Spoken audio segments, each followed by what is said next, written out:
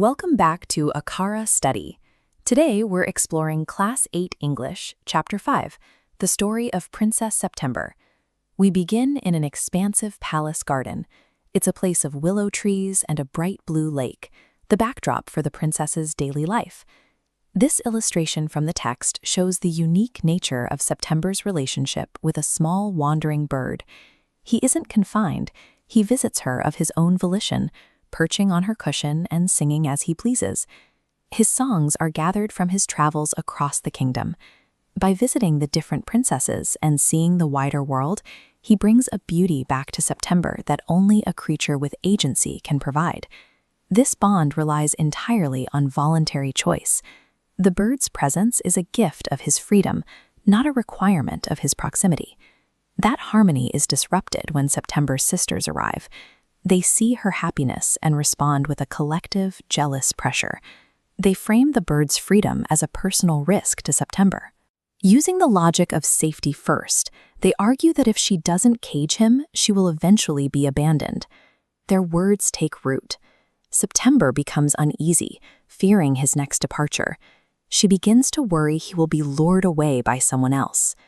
The sisters' strategy works by reframing the bird's autonomy, the very quality September initially loved, as a source of emotional insecurity.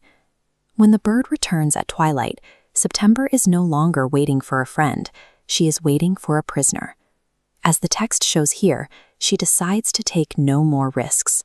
She physically seizes the bird and locks him behind the bars of a golden cage.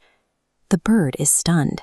He is so accustomed to their mutual trust that he offers no resistance, simply asking what is wrong once the door clicks shut. To justify her actions, September uses the words we see in our word nest. She claims her mother's cats are prowling, moving quietly to hunt, and insists he is safer on his ivory perch, a luxury material made from elephant tusks. While September feels a surge of relief, the bird has lost the ability to choose his own path or even see the sky without obstruction.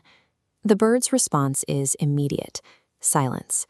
He cannot sing because the inspiration for his music, the trees, the lake, and the rice fields, is now out of reach. His physical health follows his spirit. He refuses to eat and begins to beat his wings against the cage door, desperate for the open air. September mistakes his distress for a temporary mood. She labels him anxious or stubborn, convincing herself that he will simply adjust to the cage by the next morning. But the bird explains the flaw in her logic. A rice field seen through bars is not the same world as the one he flew over. The cage has fundamentally changed his perception of his surroundings. He demonstrates that his art and his life are inseparable from his freedom. Without one, the other begins to fade. The following morning, September finds him lying at the bottom of the cage. His eyes are closed, and for a moment he appears dead. When she lifts him out, he shares a final truth: I cannot sing unless I'm free, and if I cannot sing, I die. Feeling his heart's faint beat against her hand, she breaks into a sob. The reality of his physical decline forces her to confront the damage her possessiveness has caused. In this moment, her love shifts. She moves from wanting to possess the bird to wanting to save him, even if it means losing her control over him. She throws open the window and sets him on the sill, as seen in this final scene. She chooses his life over her own desire for his company.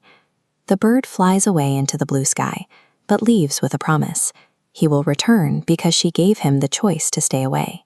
September keeps her window open from that day on, welcoming him back on his own terms. This story's structure mirrors the grammar lessons in the book. A clause is a group of words with a subject and predicate. Just like the bird, a principal or main clause can stand on its own, making complete sense independently. By allowing the bird to exist as his own principal clause, September earns a loyalty that a cage could never provide. Thanks for learning with us at Akhara Study, and we'll see you in the next lesson.